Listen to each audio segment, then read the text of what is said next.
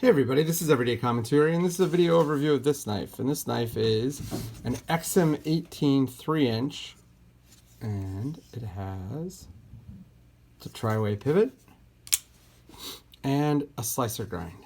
So this is the most recent iteration on the Hinderer Classic, which is this design here.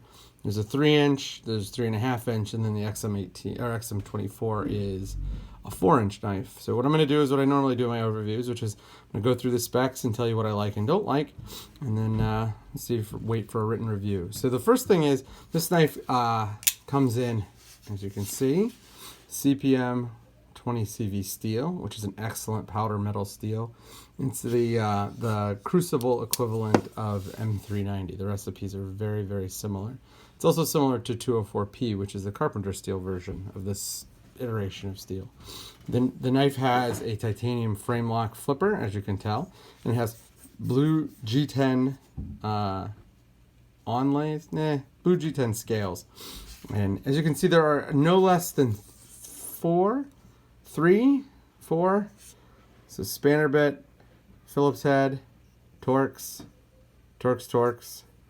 flathead, Torx. There are four different types of drivers on this knife. As my wife told me, this is a very bolty knife, and that's absolutely right. This is sort of the Hinderer overdone hard use aesthetic. The knife comes in a beautiful. This is not a mark. This is just tape. As you can see, this is a classic Hinderer high polished stonewash finish. Gives everything a really nice worn in feel. The knife itself weighs 3.46 ounces. It has exactly a 3-inch blade length. And let's show you the knife next to some standard things. So here's a knife next to a AA battery to give you a size comparison. And here is the knife next to the also almost 3-inch Benchmade Mini Grip. So as you can see, the Mini Grip is a really compact knife. It really squeezes in a lot of blade length for the handle size. And this is not quite as efficient. You can see why when you get up here. The pivot's not anywhere near as far forward as the pivot is on the Mini Grip. Losing some space up there where you're not in the Mini Grip. That pretty much explains the blade or the size difference in the handles, even though the blade lengths are basically identical. Let's see if we can get this pivot to pivot. I mean, they're just pretty much identical blade length wise. Pivot to pivot, you're talking. You might actually have a little bit more cutting edge on the Mini Grip because you're not going with the choil. But let's take a look at some of the things I really like about this knife. So the first thing that I really like about this knife is, the flipping action is fantastic. And this is definitely the best flipping Hinderer, which is really sort of a backhanded compliment because most Hinderers were pretty bad flippers. But man, I have the bearing pivot in right now, and you can swap out the pivot mechanism. You can have it as Teflon washers, as phosphor bronze washers, or you can have it as bearing washers. And these are bearing washers. That's the way it came, and I'm just going to leave them in. I don't really feel like switching them out. I know that's a feature, and I'm sure people will enjoy that. But for me, if it works, that's fine. I don't really need anything else. But the flipping action on this knife is insanely good. Insanely good. Compare that to the flipping action on this knife, which I think is probably the best flipping Hinderer out there that runs on his old Teflon washers. And this knife is the half track, and it's good for a Teflon washer pivot, but it's nowhere near as good. And you can see the Teflon washers right there. It's nowhere near as good. I mean, this knife is just, it rockets out. It's perfect. It's so good. I really, really like that. Another thing that I've always really liked is the slicer grind on the Hinderer is actually one of the better grinds out there. And the reason why is this. Right here, you're getting a huge amount of blade height, or comparatively large amount of blade height. And as a result, you're tapering way, way down. It is very thin to the edge right up here.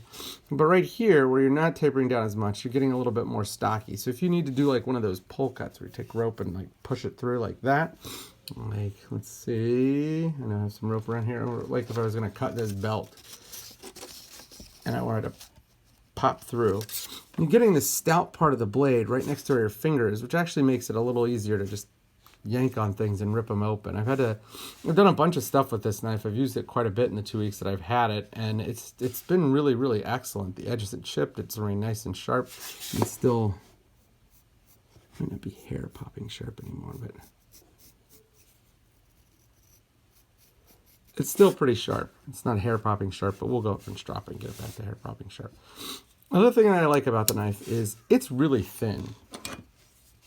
When you compare it to the half track, you can see the half track is just a much, much thicker knife. I mean, it's gigantically thick, and I'm not exactly sure why. Blade stock is a little bit thicker, the handle is a little bit thicker, and none of it really makes the knife all that much better in the pocket. So you can see them here right next to each other. Like the blade stock is just much, much thicker. Blech, not a huge fan. So all of those things are really, really good. And again, I love this finish. The finish just looks great. It looks great in any light. It hides scratches. It looks worn in. It's very inviting and comfortable in the hand. It's just an all-around good finish. This knife also has an excellent pocket clip. It's a classic Hinderer clip. It has that great spring tension, though it will loosen in over time and be better. I will point out that this now has a lock bar insert in addition to the Hinderer over travel stop. So the Hinderer over travel stop is there. The lock bar insert, let's see if I can't get a better light on it. Yeah, right there. So if you really want to, and I don't know anybody that's ever done this, but swapped out the lock bar interface on their knife, you can now do that. So this knife has become really just a completely 100% customizable knife. You have replaceable handle scale, replaceable screws, replaceable pivot system. I mean, the only thing that's left is for Hinderer to come out with a knife where you can swap out the blade grinds. That would be the bomb. And I think that there's probably an economic reason that will never happen, and that it will make it less likely that you purchase another Hinderer. But if we're talking about fully customizable and you want a production, this is about as close as you're going to get. You can Lego the crap out of this thing.